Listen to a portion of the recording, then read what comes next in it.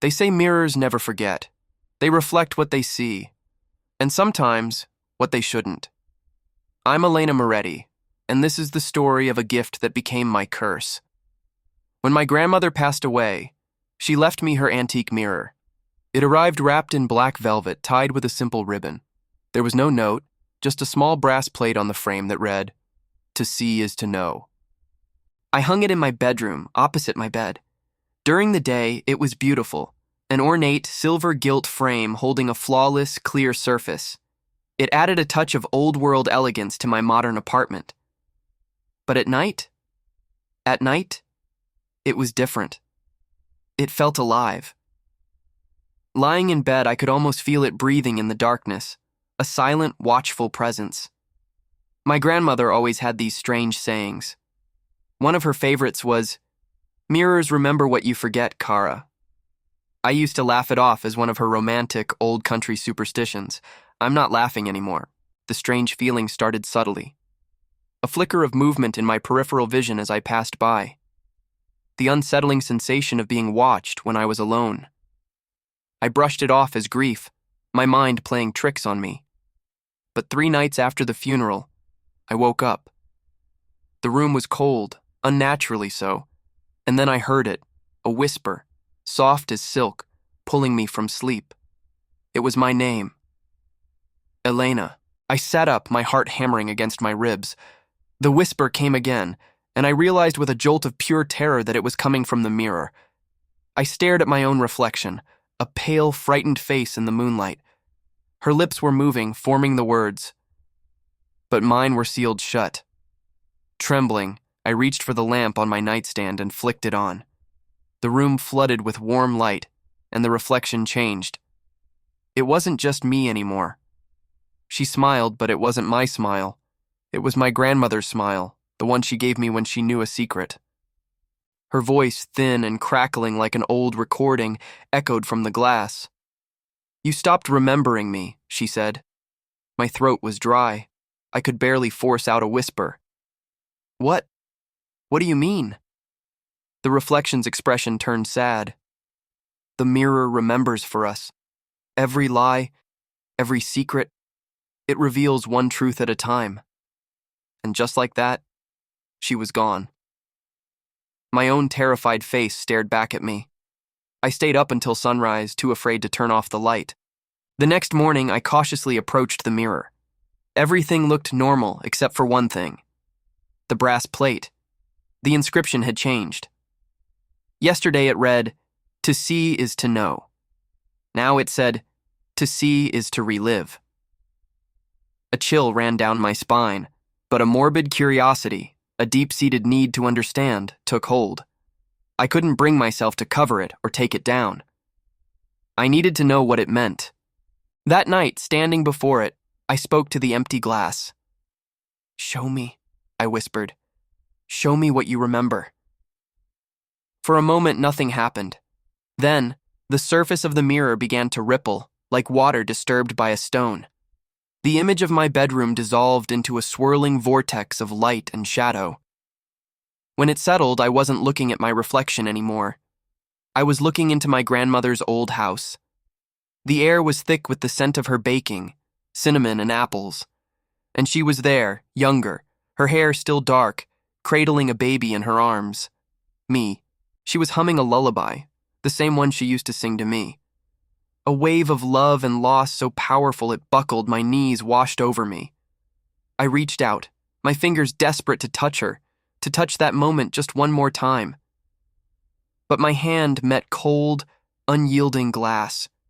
The scene shattered like a dropped plate, and I was back in my bedroom, shaking uncontrollably, tears streaming down my face. Part of me screamed to get rid of it, to smash it, to throw it in a river. But I didn't. The pull to see more, to understand, was too strong. The next night, I stood before it again. The plate hadn't changed. "Show me more," I demanded, my voice stronger this time. The surface rippled again, but this scene was different. It was dark, stormy. My grandfather stood in the same room, his face a mask of anger and fear. He was shouting at my grandmother. "You can't keep it, Rosa. It traps us. It's not a memory. It's a cage. He gestured wildly towards something outside the frame, towards me.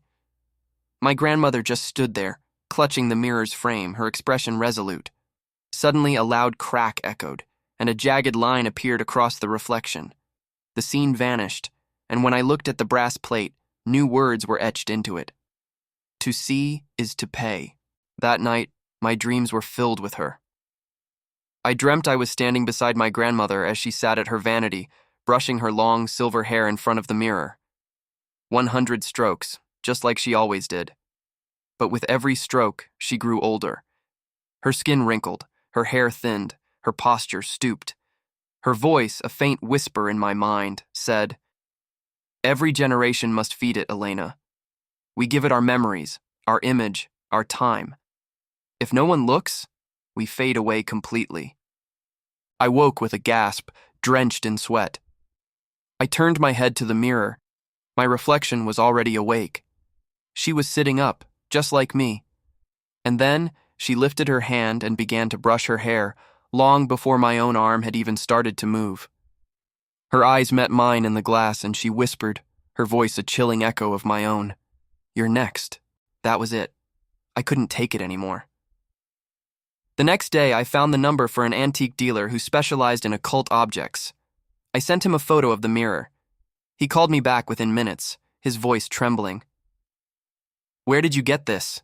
he asked, his tone urgent. "This isn't a mirror. It's a memory vault, a soul trap. It feeds on the reflections of a single bloodline, keeping them alive but trapped." I asked him how I could stop it, how I could set them, and myself, free. "You have to break it," he said, "but there's a catch. You can only destroy it while it's actively watching you, while it's feeding." That night, I prepared myself.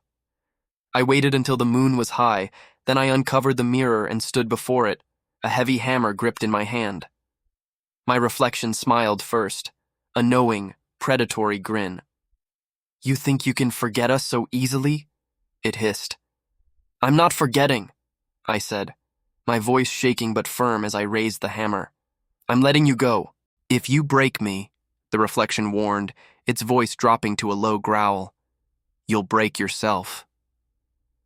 Behind her in the glass, dozens of faces flickered into view. My grandmother, my grandfather, and generations of my family I'd never even met. They watched me, their expressions a mixture of fear and hope.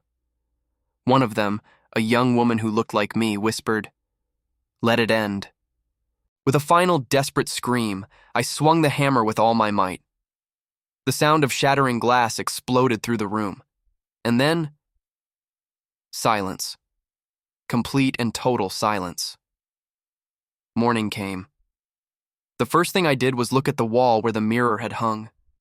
It was gone. Not just shattered, gone. No shards of glass, no broken frame, just an empty wall, as if it had never been there at all. A wave of relief washed over me. I was free. I walked to the window to let in the morning sun, feeling lighter than I had in weeks. I caught my reflection in the window pane, and it smiled before I did. A cold dread, heavier than any I had felt before, settled in my stomach.